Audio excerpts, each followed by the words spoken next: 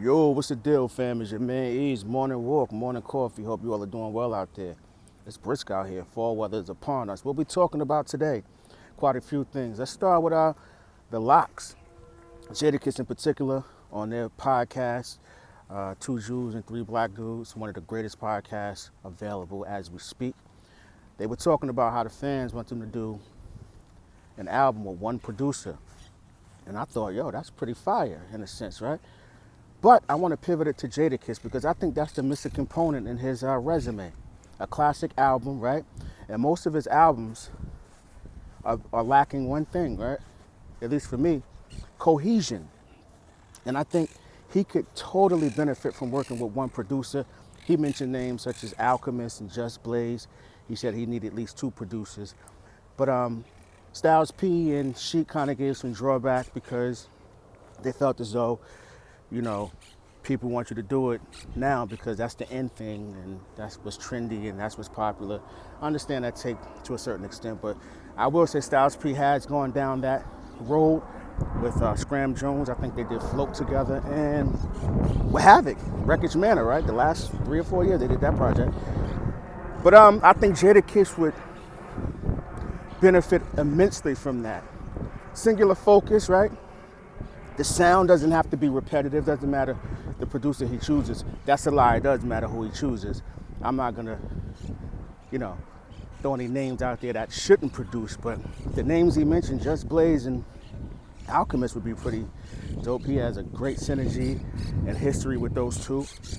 And I think if he just sat down and got that done, that would be perfectly. That would be perfect for the hip hop fans.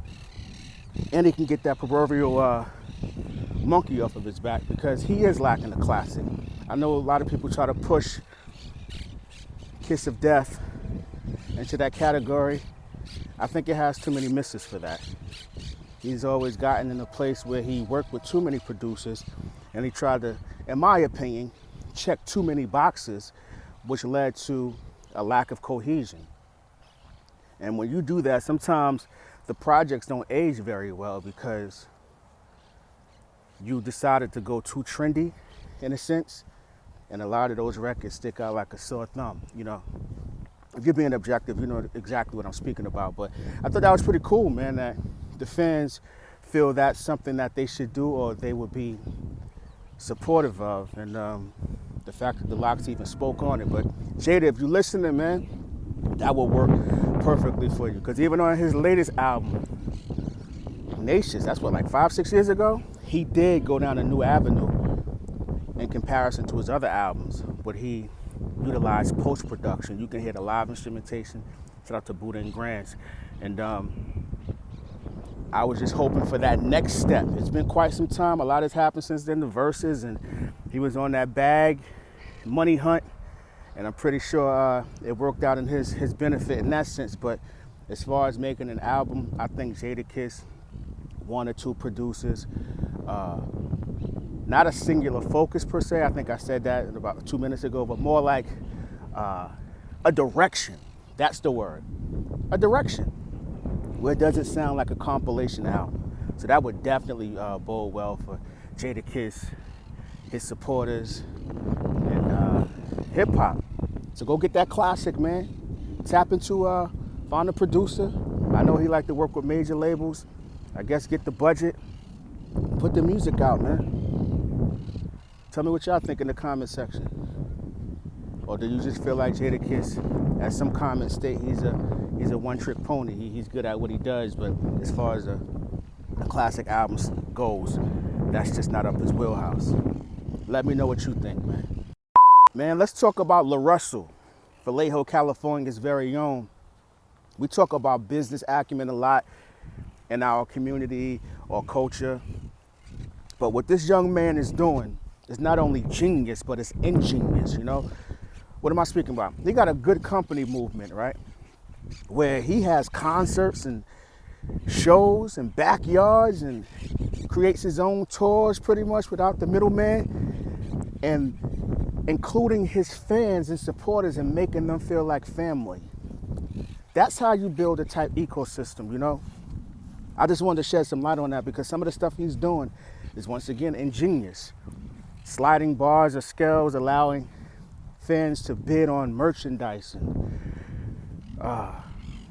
features, percentages of music, show tickets. 30 years old, very innovative. And I just think that's commendable because everybody ain't going triple platinum. And what does triple platinum mean nowadays anyway? A plaque? So I think that's where music is going in a sense. Everybody can't do that. I wouldn't recommend it.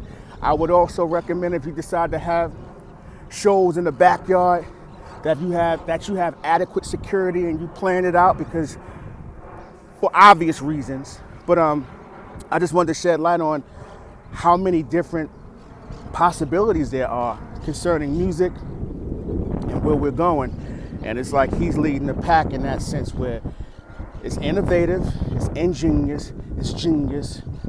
It's kind of like a pioneer type behavior.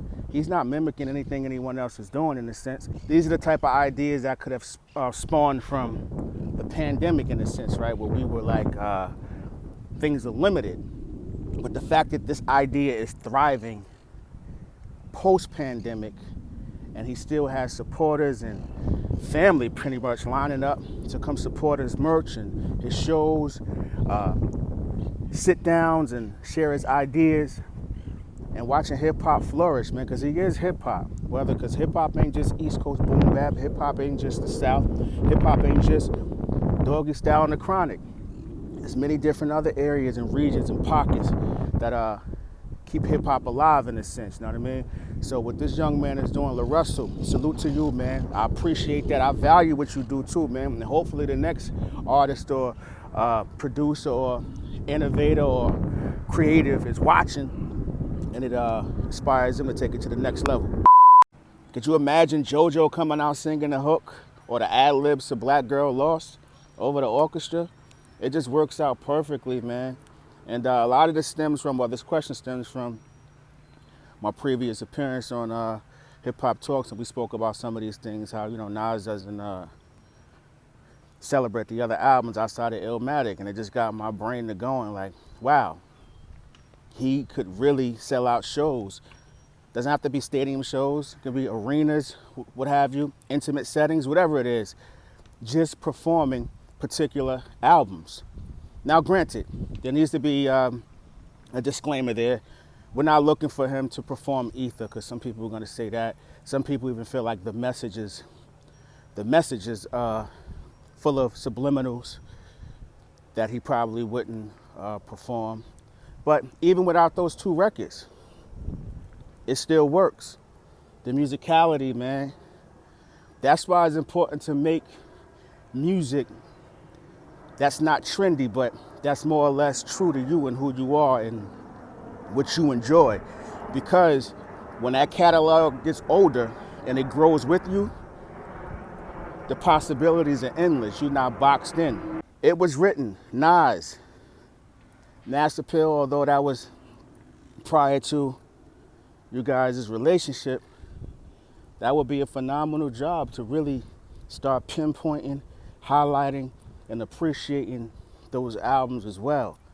Hey yo,